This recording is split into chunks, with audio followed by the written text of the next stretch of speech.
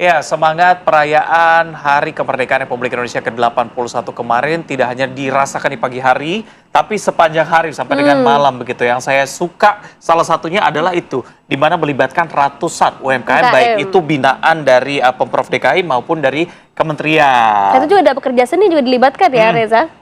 Nah, untuk membahasnya lebih lanjut seperti apa dampaknya, kita akan membahasnya dengan narasumber kami yang sudah ada di studio. Di antaranya Hariko Satria Wibowo, tenaga ahli utama Badan Komunikasi Pemerintah. Selamat pagi, Bang Hariko. Nantinya juga pemirsa akan hadir di studio Ahmad Nur Hidayat, pakar kebijakan publik. Kita akan ke Bang Hariko terlebih dahulu. Bang Hariko, ini adanya Karnaval Malam Merdeka dan festival itu udah dilakukan sejak tahun lalu begitu ya. Tapi yang membedakan dengan Karnaval Merdeka tahun lalu dengan tahun ini sebenarnya apa sih?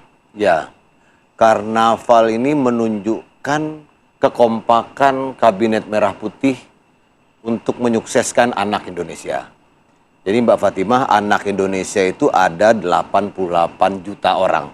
Nah, kemarin mobil-mobil yang lewat itu memperlihatkan berbagai program. Misalnya anak-anak kita ini apakah sudah merdeka dari kecanduan HP? Kan belum.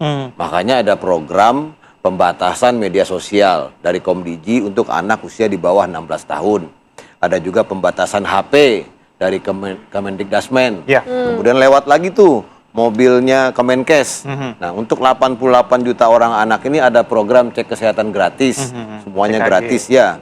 Itu kalau diuangkan itu 300.000 sampai 1 juta lebih CKG itu. Kemudian juga ada nutrisi level. Kemudian lewat lagi mobil dari Badan Gizi Nasional. Jadi 88 juta anak-anak ini juga mendapatkan makan bergizi gratis gitu. Kemudian ada mobil dari Kemensos. Nah, untuk Kemensos ini ada program sekolah rakyat. Sekarang sudah ada 182 sekolah rakyat, 43.000 lebih anak-anak kita sudah bersekolah di situ gratis. Kemudian biaya hidupnya juga gratis.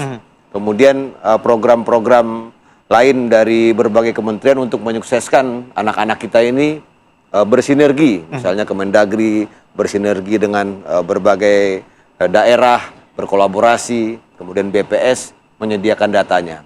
Jadi dari Karnaval itu tergambar betul bagaimana kekompakan dari Kabinet Merah Putih ini, berbagai programnya, salah satu tujuannya adalah 3. Bagaimana di 2045 nanti anak-anak itu sehat, usianya bisa lebih dari 80 tahun, kemudian dia cerdas secara akademis dan sosial, dan bisa bersaing sejak dini. Karena kalau satu saja yang kelewat itu bisa repot. Misalnya, cek kesehatan gratis berjalan dengan baik, tetapi anak-anak ini kecanduan HP, tidak ada pembatasan media sosial. Ini untuk pertama kalinya dalam sejarah Indonesia, selama 30 tahun terakhir, 26 tahun terakhir, kita punya internet, kita punya media sosial, inilah baru pertama kali kita membatasi akses media sosial untuk anak yang berusia di bawah 16 tahun.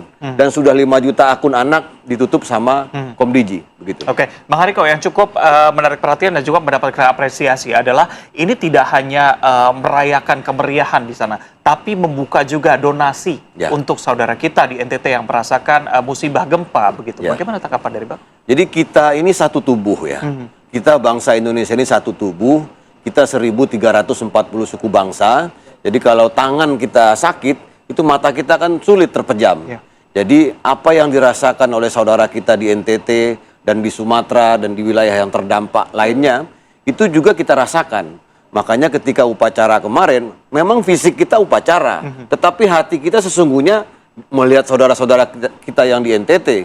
Itulah mengapa sebelum mengheningkan cipta, Presiden meminta kita semua untuk mendoakan arwah para pahlawan, tetapi juga mendoakan saudara-saudara kita yang terdampak bencana di NTT dan juga di Sumatera. Dan pemerintah sudah bergerak dengan cepat, segala bantuan sudah disalurkan, kemudian personil didatangkan secara maksimal. Namun demikian, tadi kami melihat berita di TV One dan di beberapa media, kalau ada saudara kita yang belum mendapatkannya, jangan ragu sedikit pun untuk melaporkan. Nah, oleh karena itu ada beberapa call center yang mungkin perlu dihafalkan atau kita catat bersama-sama. Jadi yang pertama itu 112 ya. Jadi kalau kita pegang HP seperti ini, kita pencet 112. Itu layanan darurat umum ya. Kemudian yang paling penting juga adalah 115, itu Basarnas. Jadi kalau kita melihat ada korban yang belum dievakuasi, pencet 115, itu langsung tersambung ke Basarnas. Baik. Kemudian kalau ada, ini penting banget nih, kemudian 117, ini BNPB, ini bantuan. Kemudian untuk ambulan cepat itu di 119. Ya. Jadi itu nomor-nomor Oke, penting yang harus dihafalkan. Oke. Oke, kita akan menyambut kedatangan ke studio juga. Sudah ada Ahmad Nur Hidayat, pakar kebijakan publik, untuk juga turut bergabung dengan Pak Hariko. Selamat pagi, Pak Ahmad. Selamat pagi. Pak Ahmad sehat ya? Sehat. Ya, Pak Ahmad, tadi kita sempat bahas sedikit di awal begitu mengenai dengan karnaval kemarin 17-an yang menjadi pembeda dibandingkan dengan tahun lalu adanya penyisipan program-program pemerintah di sana begitu. Anda melihatnya seperti apa? Ya, saya kira dalam penyisipan program pemerintah ada satu yang wajar ya, karena kan pasti pemerintah ingin mengapresiasi apa yang sudah dilakukan, kemudian melihat bagaimana respon dari masyarakat. Saya kira itu sesuatu yang wajar. Dan yang menariknya adalah di tahun 2026 ini kan ada peningkatan UMKM yang terlibat ya. Iya. Dan juga ada ratusan ya, ada 1.200 kalau saya tidak salah. Kemudian juga ada makanan yang dibagikan dan itu adalah puluhan ribu ya, yang secara gratis. Nah, saya kira itu ada sesuatu yang bentuk perayaan yang meriah ya, untuk memberikan kesan meriah dan kesan berbagi. Cuman pertanyaannya adalah kenapa hanya di pusat kota di Jakarta? Jadi ekonominya memang bergerak, mungkin kelihatan bergairah, tapi lingkupnya adalah mungkin di Jabotabek lah ya, karena kan pedagang-pedagang bisa jadi daerah Jabotabek. Padahal kan anggaran yang dikeluarkan oleh pemerintah kan anggaran pusat. Ini kan bukan anggaran APBD, bukan anggaran BUMD, tapi kan anggarannya APBN juga ada. Saya kira juga APBD juga mungkin ada. Nah, ini yang menjadi mungkin tahun depan seharusnya bisa naik kelas ya. Setidaknya perayaan yang bentuknya sentralisasi yang sakral kan pasti di pusat kota di Jakarta. Tapi yang program yang kelihatannya melibatkan UMKM, kemudian melibatkan juga porsi makanan secara masif, itu bagus juga kalau dikembangkan di daerah lain. Menggunakan mungkin skemanya adalah match fund. Jadi kalau Pemda juga memberikan, nanti APBN juga memberikan. Nah, jadi kan bisa dirasakan secara pestanya itu lebih meriah, dirasakan bukan hanya di pusat kota Jabotabek, tapi juga di seluruh Indonesia. Perputaran uangnya lebih merata begitu ya? Lebih merata, dan saya kira ini akan menggerakkan ekonomi nasional. Kalau sekarang kesan mengklaim bahwa menggerakkan ekonomi nasional, enggak dong, ini ekonominya lebih banyak lokal yang terlibat. Tapi yang kita butuhkan kan APBN ini kan gunanya adalah untuk menggairahkan secara nasional, bukan secara lokal saja. Oke, Bang Ahmad, tapi kita melihat acara malam festival ini menggairahkan ekonomi begitu, tapi cara mengukurnya bagaimana? Bahwa ini mau memberikan dampak, memberikan manfaat, bagaimana cara mengukurnya? Ya, kalau sebenarnya kalau menggairahkan ekonomi nasional mungkin Bakom yang bisa menjelaskan ya. Tapi kalau saya lihat hitungan-hitungan sementara aja, misalkan dari UMKM yang terlibat, kemudian ada porsi makanan, saya dengar ada satu UMKM mengatakan omsetnya dia bisa 15 juta. Katakanlah 15 juta dikalikan berapa UMKM, kita ketemu angka sekian miliar. Tapi kan itu pernyataan dari para pelaku ya. Yang kita, saya kira perlu kita pertanyakan adalah berapa sih total dari perayaan kemarin? Baik itu APBN-nya, baik itu APBD-nya, baik itu dari BUMN-nya dan antara, itu berapa totalnya? Sehingga kita bisa melihat nilai manfaatnya. Ya, kalau dihitung, kita menghitung ekonomi, menggerakkan ekonomi nasional kan bukan sekedar spending-nya. Misalkan Anda spending A, 1 gitu ya. Tapi multiplier efeknya dari 1 ini bisa nggak menjadi 3, 10 dan sebagainya. Kalau kemudian pemerintah yang menggunakan uang APBN-nya kemudian bagi-bagi beli ke pedagang UMKM, itu kan sebetulnya hanya satu cara aja. Itu masa pasti otomatis kalau government spending pasti akan ada pihak swasta atau pihak rumah tangga yang terlibat. Tapi kan yang kita inginkan multiplier efeknya. Bisa nggak dari satu pedagang yang ditambahkan uang dibeli oleh pemerintah, misalkan katakanlah 15.000 untuk minuman, 30.000 untuk makanan, bisa nggak dia kemudian menciptakan multiplier efeknya? Kalau itu bisa, nah itu yang disebut dengan menggerakkan ekonomi nasional. Tapi kalau hanya sekedar mentransfer saja uangnya dan tidak berputar lagi, ya saya kira itu jadi desain yang perlu kita perbaiki ke depan. Oke, Mas Hariko mungkin bisa ditanggapi. Tadi katanya kalau bisa sentralisasinya tidak hanya di ibu kota saja, tapi beberapa daerah lainnya begitu. Ya. Seperti apa? Setuju dengan masukannya Pak Ahmad. Namun sebetulnya kita tidak sentralisasi. Semuanya diberdayakan, bukan hanya UMKM, tapi juga pekerja seni, pekerja budaya, kemudian banyak yang dilibatkan. Karena bicaranya sudah jauh, jadi penting juga kami sampaikan, memang kita hanya melihat kebanyakan perayaan itu di Jakarta. Tapi sesungguhnya perayaan HUT RI ini terjadi di mana-mana. Makanya kami dengan hormat menyampaikan terima kasih yang sebesar-besarnya kepada seluruh panitia 17-an. Di luar negeri juga banyak, kemudian di desa-desa. Justru kegiatan-kegiatan 17-an inilah ya yang membuat NKRI ini tetap utuh sampai sekarang. Karena kegiatannya itu meningkatkan interaksi antar warga. Jadi peran masyarakat, peran tokoh masyarakat, mungkin kita semua di sini pernah jadi panitia 17-an, tanpa kita sadari peran kita itu meningkatkan interaksi dan itu menguatkan solidaritas nasional. Mulai dari acara renungan suci, ziarah, lomba-lomba, panggung rakyat, itu semuanya menyadarkan bahwa kita ini satu bangsa, kita ini satu tanah air, dan ada kesadaran penting yang dibangun selama proses dari 1 Agustus sampai sekarang ini, bahwasanya ada yang lebih penting daripada kepentingan pribadi kita, ada yang lebih penting daripada kepentingan golongan kita. Apa itu? Yang lebih penting itu adalah keutuhan negara ini, persatuan negara ini. Karena kita ini Pak, besar sekali. Ya, kita kalau dilihat dari luar angkasa itu kita ini besar sekali, 300 juta lebih, 1.340 suku bangsa, kemudian kita ini 17.000 pulau. Jadi luar biasa. Jadi dulu waktu kecil itu, saya jujur aja kalau dengar orang pidato soal persatuan ini, apa ini persatuan lagi?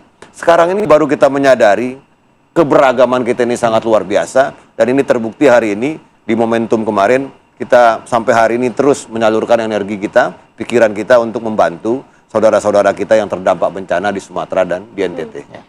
Artinya tidak hanya sebatas seremonial, tapi juga ada momen persatuan yang dihadirkan di sana begitu ya. Kita akan membahasnya lebih lanjut, tapi kita tidak terlebih dahulu. Usai jeda kita akan kembali pemirsa.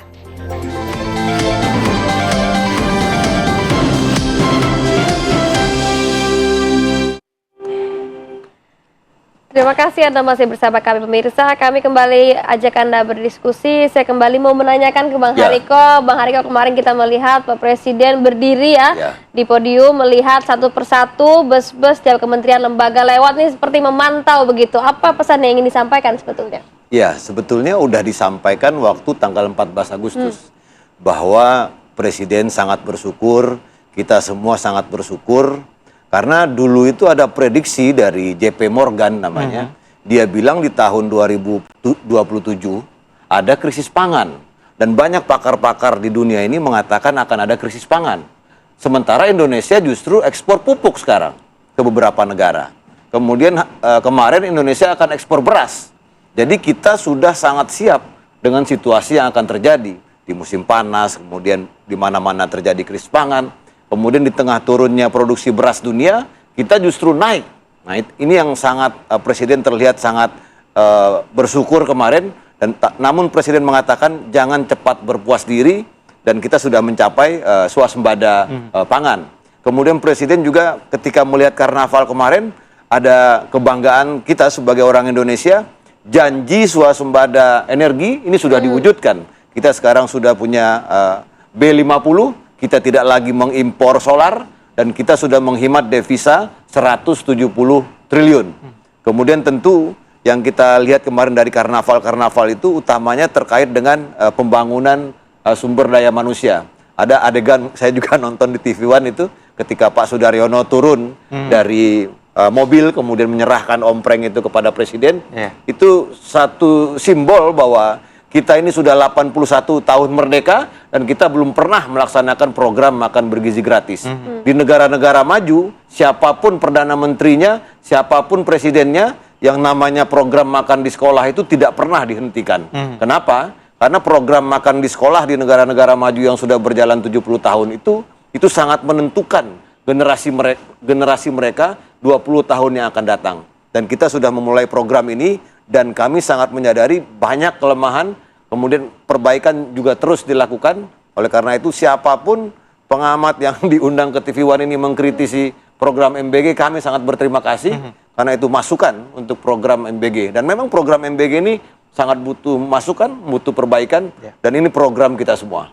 Bang, kemarin kan ajang pertemuan, bisa dibilang ajang Ya. pertemuan antara kementerian, lembaga dengan masyarakat begitu ya. Ya. Mereka menyampaikan program-program kerjanya, masyarakat juga melihat langsung begitu. Ada gak sih titipan dari masyarakat, kritik-kritik atau apa yang ingin disampaikan begitu yang sampai ke telinga Bakom gitu Bang pada saat karnaval kemarin? Ya, yang kami perhatikan itu terkait dengan kembang api ya, kemudian pentas-pentas yang lainnya. Kenapa tidak sesemarak di tahun lalu? Ya.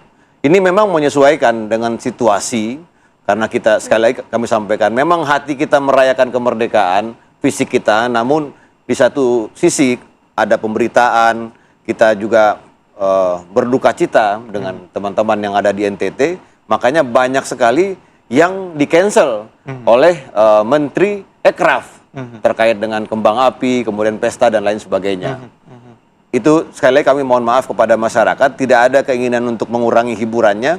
Ini justru waktu malam karnaval itu kan dipasang apa namanya itu yang barcode itu ya. Ya. Nah, kami berterima kasih kepada seluruh masyarakat yang telah memberikan iuran donasi kepada teman-teman di NTT, saudara kita di NTT, dan kami juga memastikan pemerintah bergerak dengan cepat. Tadi kami juga sudah sampaikan untuk ambulan call centernya di 119 di telepon. Tadi malam juga kami juga sudah mengetes layanan itu aktif dengan baik. Kemudian untuk BNPB itu di 117 hubungi kalau butuh layanan cepat. Sekali lagi karena begini Mas Reza.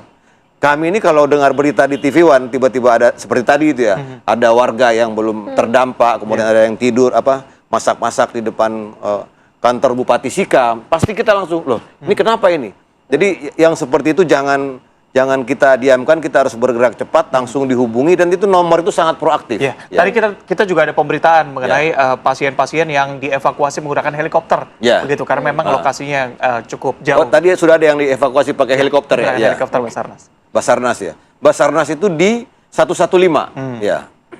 Gampang-gampang. Jadi cara menghafalnya itu 2579. Oke. Ya, 2579, 112, 115, 117 dan 119. Ya, meski dalam acara malam karnaval kemarin tetap memberi dukungan kepada saudara-saudara kita yang berada di NTT. Ya. Nah, saya mau ke Bang Ahmad masih seputar malam karnaval kemarin.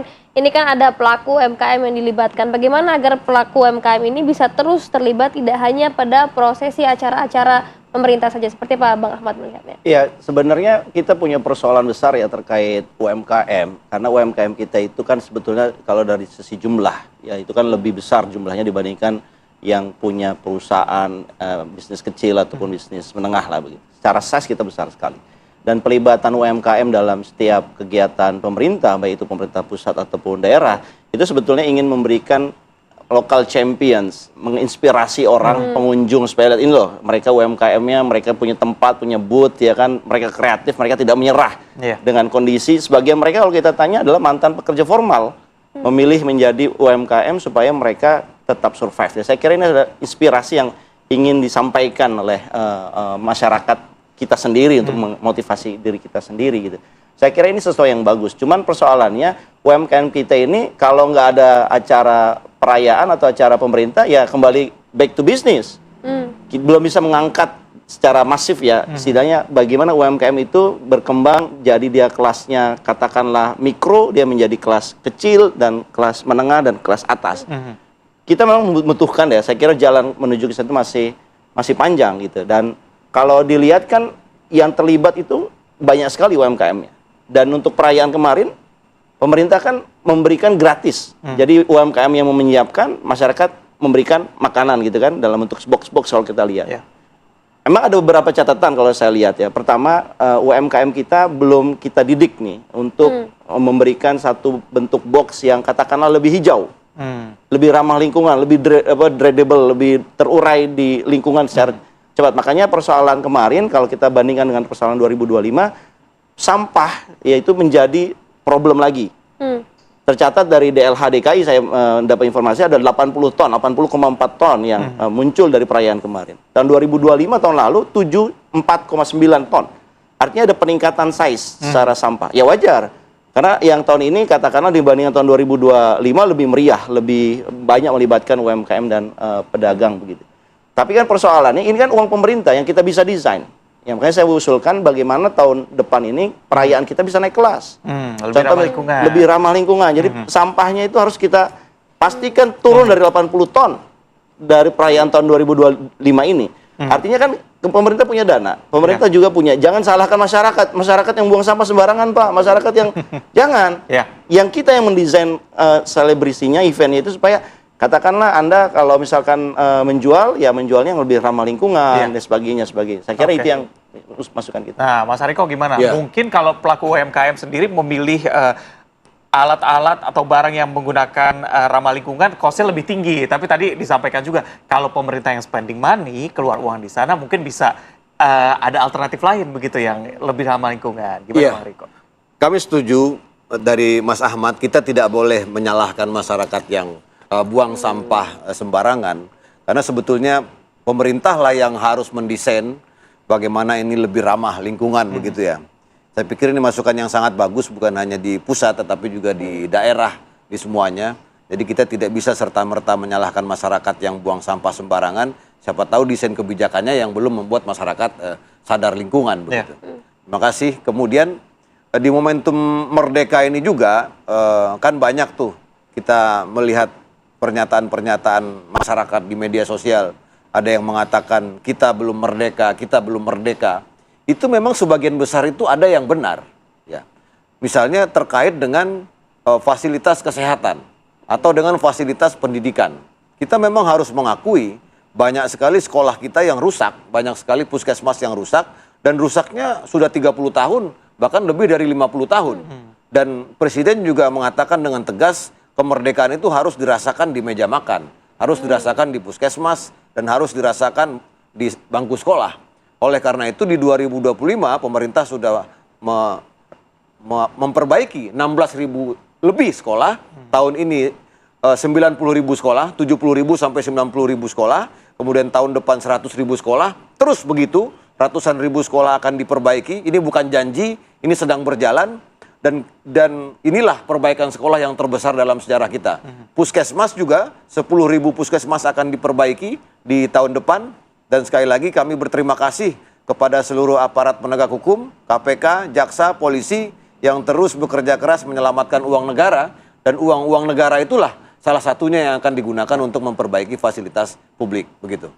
Baik, terima kasih Bang Hariko, Bang Ahmad sudah hadir di TV hari ini. Semoga Indonesia selalu merdeka setiap harinya, kita rasakan setiap hari. Terima kasih sekali lagi. Terima kasih. Terima kasih. Ya, kita ajak pemirsa untuk jeda terlebih dahulu ya. Kami akan kembali dengan informasi terkait dengan polisi yang akhirnya menetapkan AR pelajar kelas 11 sebagai tersangka kasus perundungan Pagi-pagi atau sudah datang kekerasan ke sini. terhadap anak di bawah umur. Capek juga. Selengkapnya kami hadirkan saja.